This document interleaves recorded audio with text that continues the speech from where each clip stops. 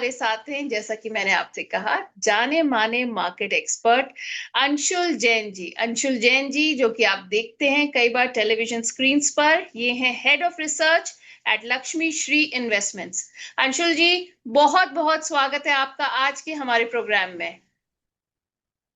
नमस्कार नेहा जी। नमस्कार आपके सभी दर्शकों को, धन्यवाद बुलाने के लिए। तो काफी हमारे व्यूअर्स खुश हो रहे हैं कि आप हमारे साथ आए। हम लोग भी बहुत आभारी हैं आपके कि आपने हमारे साथ दिया और इस शो का आप हिस्सा बने। सर, अब मैं चलती हूँ हमारे एक व्यूअर के कमेंट की ओर। सर, शुभराम हैं और ये कह रहे हैं टाटा पावर बाय करने का लेवल क्या होगा इस समय। देखिए, टाटा पावर 7 अप्रैल को हमने 22 सजेस्ट किया था 338 में, जब गैप डाउन खुला था मेजर सपोर्ट पे। वहां से टारगेट 400 रुपए का था जो कंप्लीट हुआ है, और अब 369 370 की जोन में सपोर्ट है। बट इंडेक्स में थोड़ी वीकनेस ज्यादा दिख रही है, तो एक बार के लिए हाथ रोकना चाहिए। अगर 369 370 की जोन में कहीं भी बुलिश एविडेंस मिलता है, कोई रिजेक्शन कैंडल या बुलिश कैंडल बनती है, कोई एविडेंस दिखे बुलिशनेस का, तो फिर बाइंग कर सकते हैं। वैसे ये स्टॉक जब भी यहाँ से रिवर्स करेगा, चाहे वो 369 से करे या थोड़ा सा और डिप लेके करे, नेक्स्ट राउंड में 400 और 400 निकलता है तो 447 तक के टारगेट मिल सकते हैं। मैं स्टॉक पे एक्सट्रीमली बुलिश हूँ, हमारे बहुत सारे क्लाइंट्स इसमें लॉन्ग हो सकते हैं, एज ए स्टैंडर्ड डिस्क्लेमर। जी सर। सर, दो फेवरेट, मतलब काफी सारे फेवरेट स्टॉक्स में से दो नाम हैं जो मैं आपके सामने बोलूंगी, जो कि आपको भी हमेशा मेरे ख्याल से रोज सुनने को मिल जाते होंगे, लोग राय मांगते हैं। वो है इरेडा और इरकॉन। तो अगर इन दोनों की हम बात करें, तो अगर किसी को एंट्री लेनी है तो एंट्री लेवल्स इस समय क्या हो सकते हैं, और फ्यूचरिस्टिक भी इन स्टॉक्स के बारे में थोड़ा गाइड कर दीजिए। देखिए, इरकॉन पे तो मैं एक्सट्रीमली नेगेटिव हूँ। बिफोर ये बजट जो आया था जून जुलाई में सरकार बनने के बाद, तब से मैं सारे पीएसयू डिफेंस स्टॉक्स में नेगेटिव था। लगभग सारे स्टॉक्स में मैं 50 to 80% डाउनसाइड एक्सपेक्ट कर रहा था। कहीं कहीं 40% आई, कहीं कहीं 60% डिक्लाइन आया, लेकिन सभी स्टॉक में एवरेजन 50% डिक्लाइन आया। बाउंस बैक में एक्सट्रीमली वीक दिख रहा है। इरकॉन किसी भी तरह का बाउंस बैक नहीं है। बहुत खींच के स्टॉक 174 तक जा सकता है, बट वहां पे फेल करता है तो 124 का टारगेट खुला हुआ है। तो इरकॉन में तो कहीं से एंट्री नहीं बनती है, स्टॉक को कंप्लीटली अवॉइड करना चाहिए, लॉन्ग टर्म शॉर्ट टर्म दोनों बेसिस पे। वहीं इरडा में 154 का लेवल है, अगर ये मिलता है तो बाइंग एक बार ट्राई करना चाहिए। ऊपर में 187 तक का टारगेट रहेगा, और 187 निकलने के बाद 208 रुपए 90 पैसे तक जा सकता है। तो इरडा मेरे को काफी अच्छा लग रहा है, इरकॉन में कंप्लीटली अवॉइड करके चल रहा हूँ। जी सर। सर, आशीष जी हैं, ये कह रहे हैं कि इनके पास आईआरएफसी की शेयर्स हैं, इनका बाइंग है 165 का, और इनके पास 75 शेयर्स हैं। ये एवरेज करने के लिए आपसे सलाह मांग रहे हैं। अब देखिए, एवरेज नहीं करना चाहिए, कहीं ना कहीं पुल बैक मिलता है तो लॉस बुक कर लेना चाहिए। वैसे last week before last week भी इनको मल्टीपल पुल बैक्स मिले थे। यहाँ पे भी लॉस बुक कर लेंगे तो बहुत बेहतर रहेगा। नीचे में 100 रुपए तक का टारगेट इमीडिएट बेसिस पे दिख रहा है, और 100 रुपए निकलता है तो करीब करीब अगला टारगेट बहुत डीप हो जाएगा। फिलहाल 100 ही रुपए का टारगेट रखेंगे। 100 रुपए टूटता है तो फिर टारगेट रिवाइज करेंगे, बट एकदम डरावना टारगेट 73 रुपए का दिख रहा है अगर 100 रुपए टूटता है तो। जी सर। सर, एक बड़ा मजेदार कमेंट आया हमारे व्यूअर मोहित जी का। मोहित जी कह रहे हैं, सर मार्केट गिरने के बाद कौन सी शेयर बाय करने चाहिए। कह रहे हैं मेरे पास 2 लाख हैं जो ये लगाना चाह रहे हैं मार्केट में, और आपसे गाइडेंस मांग रहे हैं उसके ऊपर। और देखिए, अगर आप कैश पे हैं तो ये बहुत अच्छी चीज है, आप कैश पे बनी ही रही है। मार्केट में गिरावट जहां भी बुलिश एविडेंस मिलना स्टार्ट हो, स्विंग लो सपोर्ट के आसपास, जो शो के स्टार्टिंग में हमने लेवल्स डिस्कस किए हैं, वहां पे कहीं भी बुलिश एविडेंस मिलता है तो पहले आपको लार्ज कैप में ट्राई करना चाहिए। लार्ज कैप में भी प्रोबेबली मार्केट गिरने के बाद बाउंस बैक में तेजी से ऑयल एंड गैस शेयर चल सकते हैं, आईटी के शेयर चल सकते हैं। तो इन्फोसिस हो गया, टीसीएस हो गया, एशियन पेंट्स हो गया, गेल हो गया, जेएसडब्ल्यू इंफ्रा हो गया, इस टाइप के शेयर्स आप लॉन्ग करके चल सकते हैं। बट अभी थोड़ा सा डिप का वेट करना चाहिए, थोड़ा सा 2 हफ्ते और कैश पे बने रहिए। जी सर। सर, मैं यहाँ पे अक्षय गुप्ता जी से कहूंगी। अक्षय जी, आपने मैसेज कमेंट भेजा है पर क्लैरिटी नहीं है, आप कौन से शेयर्स की बात करें, थोड़ा क्लियरली अपना मैसेज एक बार और भेज दीजिए। ऑलराइट। तो और उसके बाद है आशुतोष रंजन जी, वो कह रहे हैं सर अल्ट्राटेक पर 1 साल का व्यू वो चाह रहे हैं कि आप उन्हें बताएं कैसा रहेगा। तो देखिए अल्ट्राटेक में बहुत बेहतरीन 202 दिन का पैटर्न बना है। वीकली चार्ट पे देखेंगे तो 42 हफ्ते का बेस बना था, ब्रेकआउट आया था, लेकिन हमने उस समय भी ये बोला था कि ब्रेकआउट पे फिलहाल बाई मत कीजिए, क्योंकि सामने रिजल्ट खड़े हैं, और अगर ये 180 डिग्री रिवर्सल लेता है तो काफी हार्ड हिटिंग हो सकती है नीचे 11,000 और 10,500 तक। अब रिजल्ट खराब आया, 2 दिन की 3 दिन की सेलिंग आई, उसके बाद से 3 दिन इनसाइड बार रह गई है। तो अभी जब तक ये स्टॉक वापस से 12,000 12,200 की रेंज नहीं निकालता है, अवॉइड करना चाहिए। हो सकता है 10,400 पे मिल जाए। 10,400 मिलता है तो भी बाई करना है, 12,200 के ऊपर टिकता है तो भी बाई करना है। दोनों केस में टारगेट 14,000 रुपए के आसपास का बनेगा, तो अच्छा स्टॉक है। बट या तो सपोर्ट पे लें या ब्रेकआउट पे लें, या बीच में लेने का कोई मतलब नहीं है। जी सर। सर हमजा हैं, वो पूछ रहे हैं एफकॉम होल्डिंग्स पर, वो राय जानना चाह रहे हैं कि वो होल्ड करें या एग्जिट। उनके पास है 480 शेयर्स, जो प्राइस है वो है 696 की उनकी खरीद है एफकॉम होल्डिंग्स पर। देखिए खराब लग रहा है स्टॉक में। बहुत अच्छी कोई पोजीशन नहीं दिख रही है। ईपीएस भी बहुत ग्रोथ नहीं है, सेल्स में थोड़ी सी ग्रोथ जरूर दिख रही है, बट टेक्निकली चार्ट पे देखेंगे तो एक्सट्रीमली वीक है काउंटर। फिलहाल फ्रेश ब्रेकडाउन के अराउंड खड़ा है। जिस भी दिन 398 के नीचे क्लोज करेगा फ्रेश ब्रेकडाउन आ जाएगा, और स्टॉक में लगभग लगभग 305 303 रुपए का टारगेट खुल जाएगा। अगर लॉन्ग है तो लास्ट सपोर्ट आपके लिए 398 है, तो 395 का क्लोजिंग बेसिस स्टॉप लॉस ले लीजिए। वैसे मेरी सलाह है कि जितनी जल्दी ऐसे स्टॉक से एग्जिट कर लेंगे, उतना आपका कम लॉस होगा, उतना आप पैसा बचा लेंगे। जी सर। सर एक और हमारे व्यूअर हैं, वो ओला इलेक्ट्रिक पर चाह रहे हैं राय। ओला इलेक्ट्रिक के इनके पास 80 रुपीज के रेट पर है 1500 शेयर्स। तो कह रहे हैं सर प्लीज बताइए क्या करना चाहिए। देखिए ओला इलेक्ट्रिक पे तो मैं शुरू से नेगेटिव रहा हूँ। 110 रुपए से मैं सेल बोलते आ रहा हूँ स्टॉक में। 10 रुपए का टारगेट है, 9 से 10 रुपए का सिंगल डिजिट में आते हुए मुझे दिख रहा है। अगर आपके पास है तो किसी भी तरह का पुल बैक आपको 54 55 रुपए तक मिलता है तो एग्जिट करना चाहिए।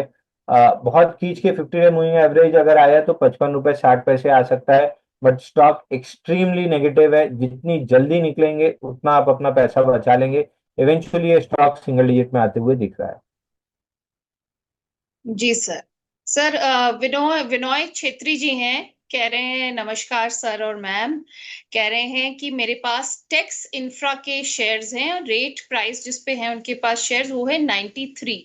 कह रहे हैं what should I do now. देखिए टेक्स इंफ्रा में लॉस बुक कर लेंगे तो बहुत बेहतर होगा। स्टॉक 150 के आसपास बाइंग क्लाइमेक्स बनाया था, वहां से 93 रुपीज आ चुका है। मोस्ट लाइकली ये स्टॉक अगले 6 8 महीने लगा के, अगर वीकली का जो स्विंग लो है 66 रुपीज के आसपास, इसको टेस्ट करता है तो कोई बहुत सरप्राइज नहीं होगा। जितनी जल्दी इन स्टॉक्स में लॉस बुक करेंगे उतनी आपकी कैपिटल बचेगी। जी सर। सर हर्षप्रीत कौर हैं, वो पूछ रही हैं सर रिलायंस का क्या करूं मैं, अंशुल जी। कह रही हैं प्रॉफिट बिग बुक करूं, लेवल्स बता दीजिए ऊपर और के और डाउनसाइड के। देखिए रिलायंस में कल एक डोजी काइंड ऑफ कैंडल बनी है, downside follow through move मिल रही है। तो मोस्ट लाइकली यहाँ पे थोड़ा सा टॉपिंग आउट पैटर्न बन रहा है। नीचे में 1376 और 1350 ये सपोर्ट जोन है। ऊपर में 1450 का एक रेजिस्टेंस है, वो जब भी पार करेगा। अगला रेजिस्टेंस 1533 पे है। अब चूंकि रिलायंस मेरे पर्सनल पोर्टफोलियो में 22 साल की सलाह तो नहीं दूंगा, बट ओवरऑल मेरे को स्ट्रक्चर ऊपर का लग रहा है। 1533 रुपए का मैं अपना पर्सनली टारगेट लेके बैठा हुआ हूँ। जी सर। सर अनस सैफी हैं, कह रहे हैं सर मेरे पास शक्ति पंप के शेयर्स हैं, और जो शक्ति पंप के शेयर्स हैं इनके पास वो है 900 के रेट पर। कह रहे हैं क्या करूं इस पे। और इसके ऑपोजिट इनके पास एक शेयर और है, वो है अडानी पावर, वो है 560 पर। तो शक्ति पंप इनके पास 900 पर है, अडानी पावर है इनके पास 560 के रेट पर। और दोनों पर ये आपकी राय और गाइडेंस चाह रहे हैं। और देखिए अदानी पावर में 587 के ऊपर ब्रेकआउट बनेगा, 587 598 की जोन के ऊपर। वहां पे अगर ब्रेकआउट बनता है तो लॉन्ग प्ले कर सकते हैं। है तो होल्ड करना चाहिए, नहीं है तो 598 के ऊपर फ्रेश बाइंग बनेगी। 681 रुपए का पहला टारगेट रहेगा। शक्ति पंप में बाइंग क्लाइमेक्स हुआ है। 4 6 महीने लगा के ये स्टॉक अगर 644 रुपए आ जाता है या उसको तोड़ भी देता है तो मेरे को बहुत ज्यादा सरप्राइज नहीं होगा। वीकनेस बहुत ज्यादा है। 644 रुपए का टारगेट खुलते हुए दिख रहा है। जी सर। सर एक कुछ शेयर्स हैं जो कि बहुत रेपिटेटिव हो रहे हैं कमेंट्स में, और लोग बार बार उन पर राय मांग रहे हैं। मैं एक एक करके आपको बोलती हूँ। पहला है उसमें सीजी पावर। सीजी पावर पर और राय मांग रहे हैं। ये स्टॉक भी वीकनेस की कैटेगरी में आता है, 658 का रेजिस्टेंस निकाल नहीं पाया है, तो 549 का सपोर्ट टेस्ट होते हुए दिख रहा है, और 549 जिस भी दिन तोड़ेगा स्टॉक 421 रुपए तक नीचे आ सकता है। एक्सट्रीमली वीक काउंटर है, तो एग्जिट कर लेना ज्यादा बेटर है। जी सर। सर आलमगीर जी हैं, इन्होंने जो सीजी पावर के थे 50 शेयर्स इन्होंने खरीदे थे 660 पर। तो आगे के लिए इनको क्या राय रहेगी अगर इन्होंने का प्राइस था 660 सीजी पावर का ही? एग्जिट करना चाहिए, तुरंत एग्जिट करना चाहिए। नीचे 549 रुपीज आते हुए दिख रहा है, उसके नीचे 421 रुपए तक ये काउंटर आ सकता है। जितना जल्दी एग्जिट करेंगे उतना बेटर रहेगा। जी सर। आलमगीर जी के पास राइट्स के भी शेयर हैं 264 के रेट पर, और वो इस पे आगे की फ्यूचरिस्टिक गाइडेंस चाह रहे हैं। देखिए, राइट्स भी बाइंग क्लाइमैक्स हुआ था 400 के अराउंड, वहां से 50% ऑलरेडी करेक्ट हो चुका है, बट सपोर्ट जोन नहीं बन रही है, बाउंस बैक वीक था। अब यहाँ से 200 210 मेजर सपोर्ट जोन है। अगर वो जोन टूटती है तो फिर आपको एग्जिट करना पड़ेगा नेक्स्ट राउंड में। अगर 200 रुपए तोड़ के क्लोज करता है तो अगला जो टारगेट खुलेगा वो समवेयर अराउंड 138 रुपीज का खुलेगा। तो मैं इन स्टॉक पे बहुत बेरिश हूँ। जी सर। सर और इनके पास है टेक्स रेल के shares at the rate of 178। तो टेक्स रेल पर क्या राय रहेगी? एग्जिट करना चाहिए यहाँ पे भी। वैसे तो रैली आ चुकी है, 155 160 रुपए तक गया था, वहां से डाउन मूव है, बट अगर इस स्ट्रक्चर में भी कहीं भी 140 45 मिल जाता है, बहुत अच्छा प्राइस होगा एग्जिट करने के लिए। नीचे 110 रुपए आते हुए दिख रहा है काउंटर। जी सर। सर और एनएफएल के भी शेयर्स हैं। एनएफएल के इनके पास है 150 शेयर्स, 150 शेयर हैं इनके पास, और रेट है 127 का, जिस पर इन्होंने एनएफएल के शेयर्स खरीदे हैं, और इस पर ये गाइडेंस चाह रहे हैं। और देखिए, फर्टिलाइजर स्टॉक्स में तेजी दिख रही है, आरसीएफ और मद्रास में टॉप पिक है। एनएफएल में भी फॉलो ऑन मूव मिल सकता है, लेकिन उसके लिए 89.5 निकालना बहुत जरूरी है।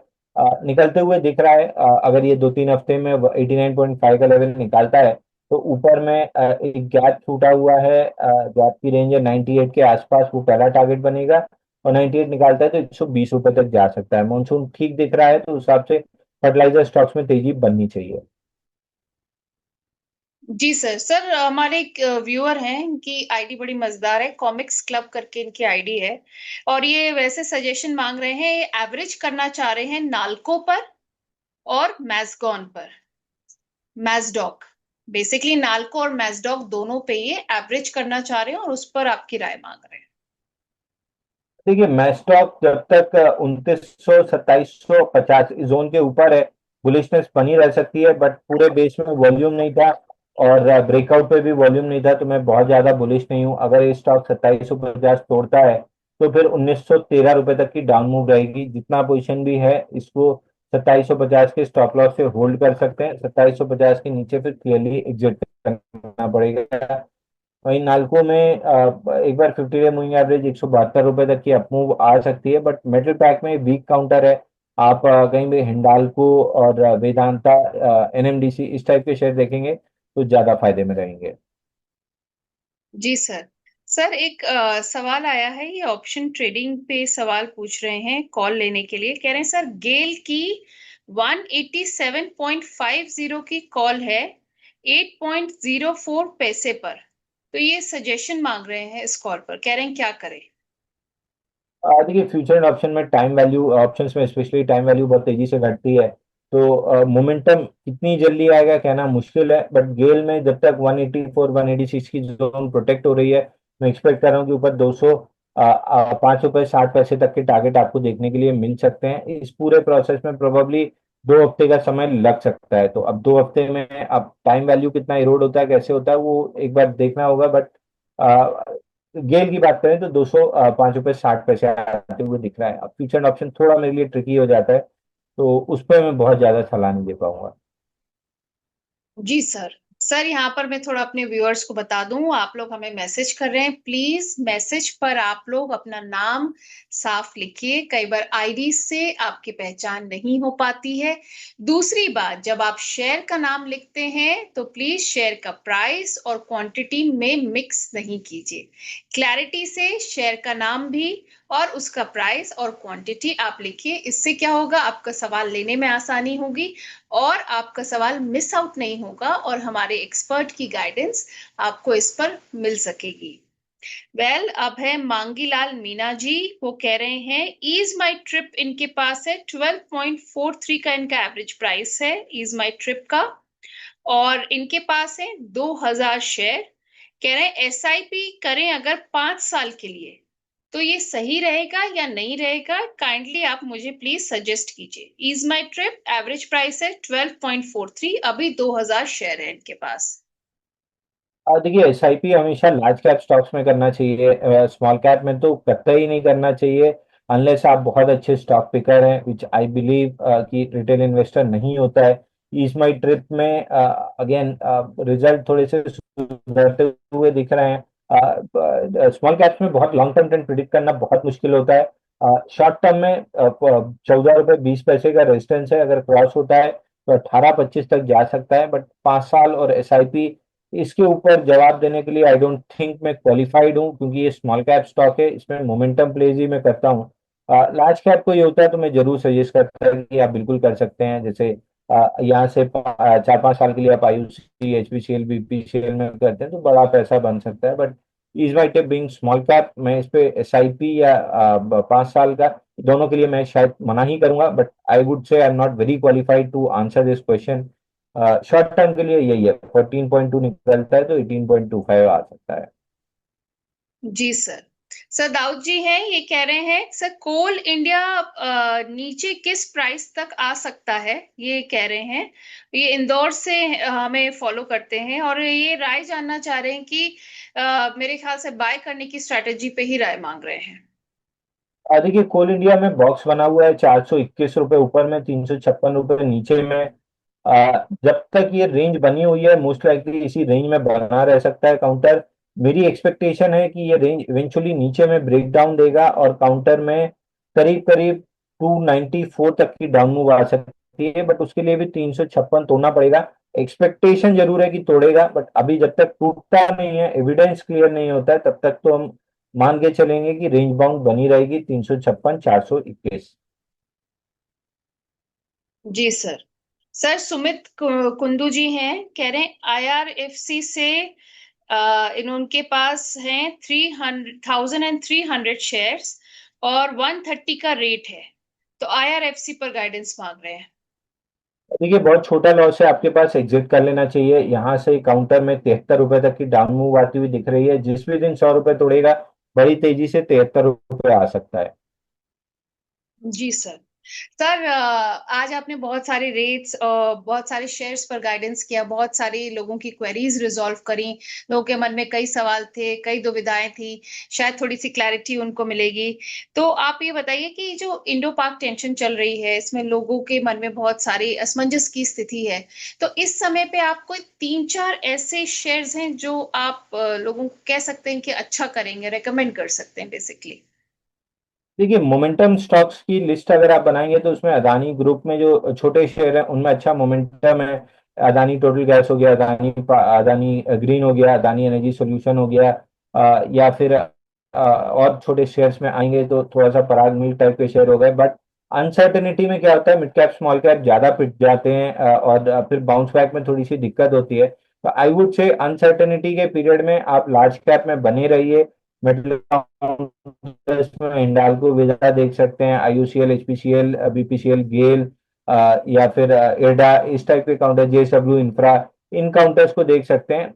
अगर गिरावट आती है मार्केट में तो थोड़ा सा स्टॉक नीचे आ सकते हैं, बट जितनी जल्दी मार्केट में बाउंस बैक आएगा उससे ज्यादा जल्दी इन स्टॉक में बाउंस बैक आ जाएगा, तो डाउनसाइड की थोड़ी सी रिस्क है। अगर कुछ भी होता है तो एक बार नीजक रिएक्शन आएगा, but upside potential in stocks में बहुत ज्यादा है। जी अंशुल जी, आज आप हमारे शो पर आए, थैंक यू सो मच।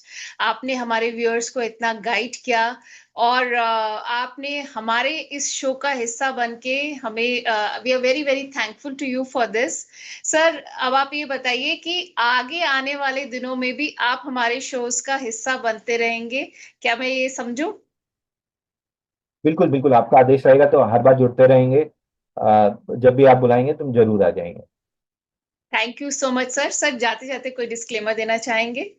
देखिए, रिलायंस और टाटा स्टील मेरे पर्सनल पोर्टफोलियो में है। इसके अलावा JSW infra, IOCL, HPCL, BPCL, Adani group के जो स्टॉक्स डिस्कस किए हैं, क्लाइंट्स के पोर्टफोलियो में हो सकते हैं। बीइंग अ ब्रोकिंग हाउस, लगभग 70-80 हजार क्लाइंट है हमारे। तो किसी ना किसी के पोर्टफोलियो में कुछ ना कुछ जरूर होगा, बट मेरा पर्सनल इंटरेस्ट केवल रिलायंस और टाटा स्टील में है। Thank you so much sir for being part of this show, and thank you to all our viewers, हमारे इतनी अच्छे से हमारे शो को ज्वाइन करने के लिए इस टाइमिंग पे, और अंशुल जी का तहे दिल से स्वागत करने के लिए हमारे शो पर। और अंशुल जी ने जिस तरीके से आपके सवालों के जवाब दिए, आई एम श्योर आपको आगे के लिए काफी गाइडेंस मिल गया होगा। Thank you so much. नमस्कार।